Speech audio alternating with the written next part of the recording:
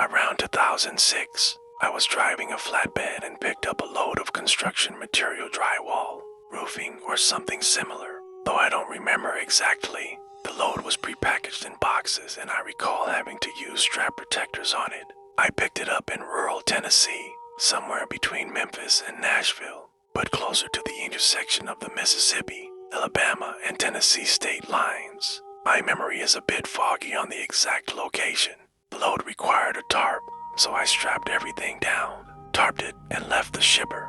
About 5 miles down the road, on a 2-lane road in the middle of nowhere, I noticed my tarp flapping in the wind. I found a wide shoulder and pulled over to fix it. When I got out, I realized I had done a lousy job tarping the load, so I decided to redo the whole thing right there on the side of the road.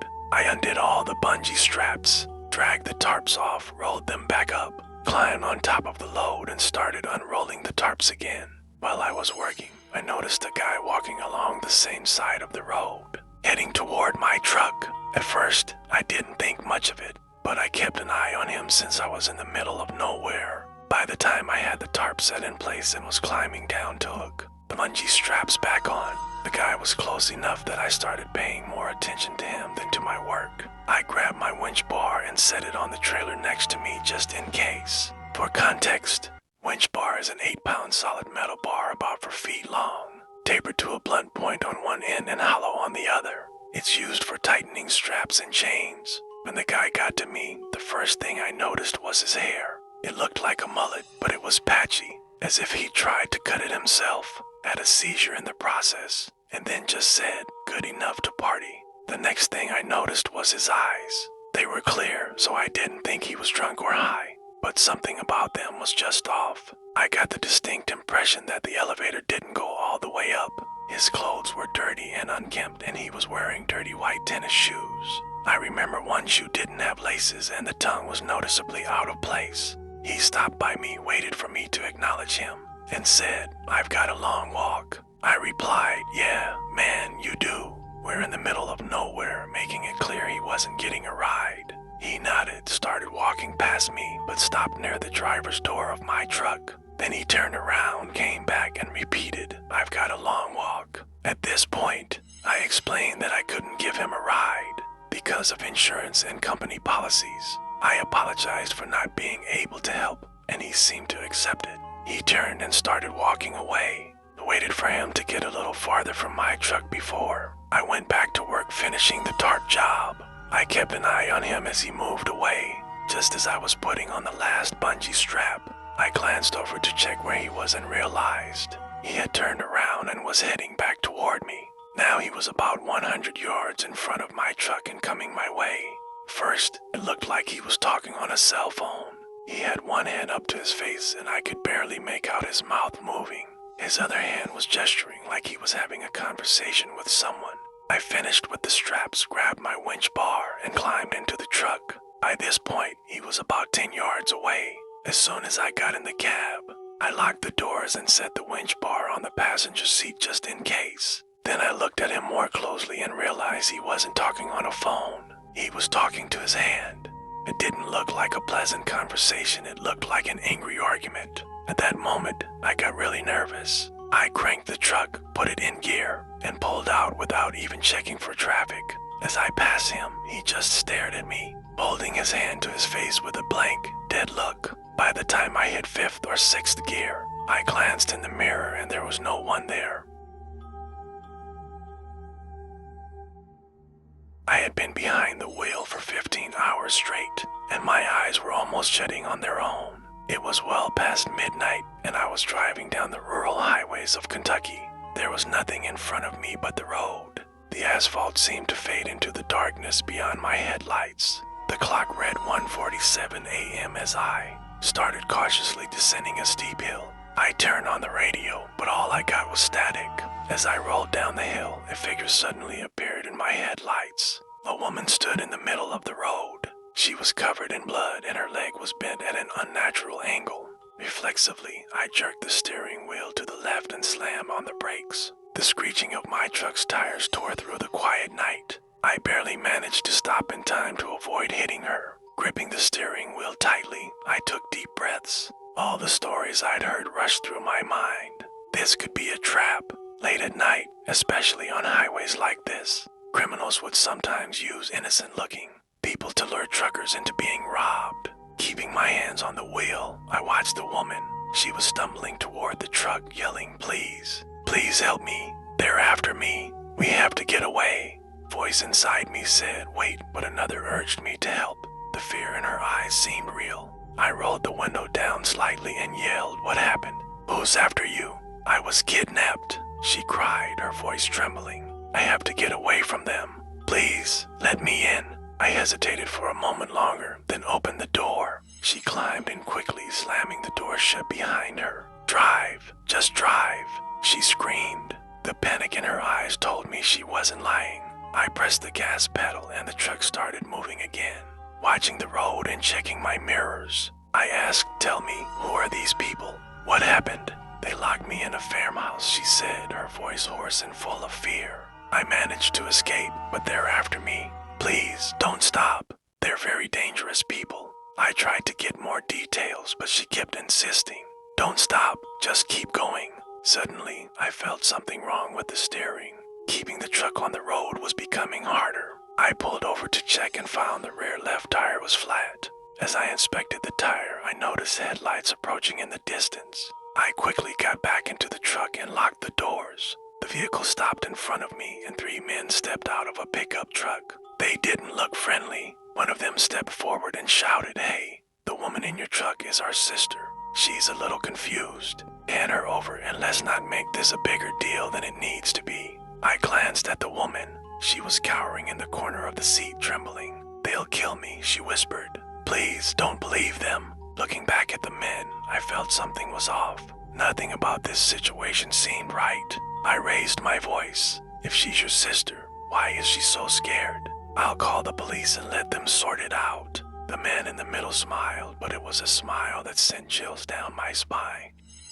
"I don't think you want to do that," he said. "Just open the door and don't make this harder than it needs to be." I reached for my phone, but it had fallen under the seat. While I searched for it, one of the men pulled out a gun and fired at the window. Glass shattered everywhere. I needed a plan. I remember the heavy flashlight I kept in the glove compartment. Leaning toward the woman, I whispered, "Stay down and don't move." To distract the men, I shouted, "All right, I'll open the door. Just calm down." I opened the door slightly and grabbed the flashlight. As soon as the men moved closer, I turned on the flashlight and shined it directly into their eyes. Bright beam blinded them momentarily. Seizing the opportunity, I started the truck, rammed their pickup, and sped off. I drove as far as I could, but the flat tire eventually forced me to stop. We both got out of the truck and ran into the woods. For about 20 minutes, we kept running. Then we heard the men's voices shouting in the distance. They must have found the truck and figured out where we'd gone. We kept moving, though the woman was struggling. To mask our footsteps, we walked on muddy ground. She was out of breath but refused to give up. Ahead, I spotted an old fire watch tower. "Let's climb up there. We can hide for a while," I said. The wooden steps creaked with every step, but the tower seemed safe. At the top, I found a radio. Miraculously, it still worked. I sent out a distress call, and within minutes, we heard police sirens in the distance. The officers arrived and escorted us down from the tower. The woman turned to me, tears in her eyes. "You saved my life. I don't know how to thank you." Exhausted, I managed a weak smile. "Just promise me one thing. No more late-night adventures for me." But that night, I lost my job at the company, but knowing I saved someone's life was worth it.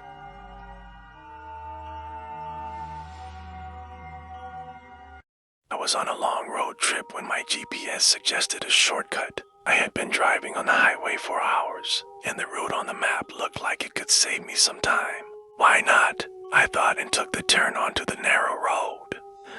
First few miles were calm, but the road became increasingly desolate. There were no houses or other cars in sight. The asphalt was cracked, as if no one had driven on it for years. Trees arched over the road, forming a dark tunnel. Despite it being daytime, no sunlight reached the road. A strange sense of unease began to creep over me. My fuel gauge was steadily dropping. A few miles later, I spotted an old, rundown gas station in the distance. I felt relieved. Finally, a sign of life, I muttered to myself and drove toward it. The gas station was eerily quiet and completely deserted. The only vehicle there was a gray pickup truck parked near the entrance. The truck was old, covered in mud, and its windshield was cracked. As I filled up my tank, I noticed a man standing next to the truck. He was wearing a hat, had broad shoulders, and was staring at me without moving. That stare, it was so cold, so lifeless that it made my skin crawl. For a moment, our eyes met. A deep fear gripped me. I quickly finished fueling, got into my car, and drove off. Glancing in my rearview mirror, I saw the man still standing in the same spot. He hadn't moved an inch. A few minutes later, headlights appeared in my rearview mirror. My heart started racing.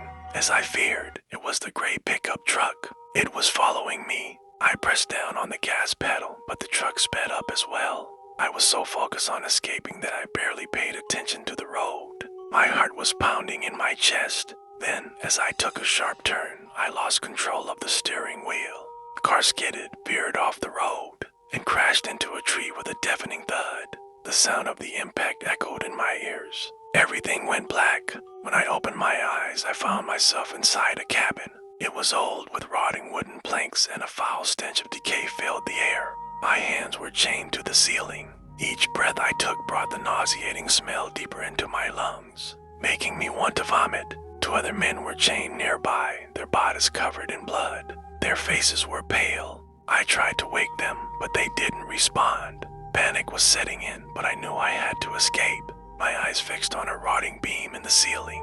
It was rusty and looked weak. This might be my chance. I started swinging my body with all my strength. The beam creaked and began to loosen, but it wasn't easy. Pain burned through my wrists, but I didn't stop. For what felt like an eternity, the beam gave way, and I fell to the ground. The hard floor knocked the wind out of me, but I couldn't afford to stop. I quickly freed my hands and started toward the exit. Just as I reached the door, I heard a blood-curdling scream from upstairs. It was a woman's voice. The sound was so haunting that it froze me in place. My blood ran cold. I turned my attention to where the sound was coming from. These screams might distract the man in the hat and give me a chance to escape. Moving as quietly as I could, I crept toward the cabin's exit. Just then, a loud creak from the wooden floor betrayed me. I froze. The massive shadow of the man in the hat appeared through the crack in the door. Illuminated by the dim light, his heavy footsteps and deep, labored breathing grew louder. My only chance now was to use the screams as a diversion. Hiding in the shadows, I waited for him to head toward the source of the noise. As I had hoped, the giant man let out a low growl and headed upstairs, clearly agitated. This was my moment. Summoning all my courage, I bolted out the door. The forest swallowed me immediately. Each step I took felt like he was right behind me. The trees clawed at my skin, and the darkness seemed endless. For what felt like hours of running, the forest finally opened up to a paved road. I saw headlights in the distance. A car was approaching. It was a young couple. I stumbled onto the road and waved them down. One look at me, and they knew something was wrong. They led me into their car and called the police. When the police arrived, I told them everything and led them to where I thought the cabin was. But no matter how much we searched, we couldn't find it. It was as if it had never existed. The officer suggested that the crash might have disoriented me, causing me to imagine the entire ordeal. But the man in the hat, he was real. I still see him in my dreams, staring at me with those cold, lifeless eyes.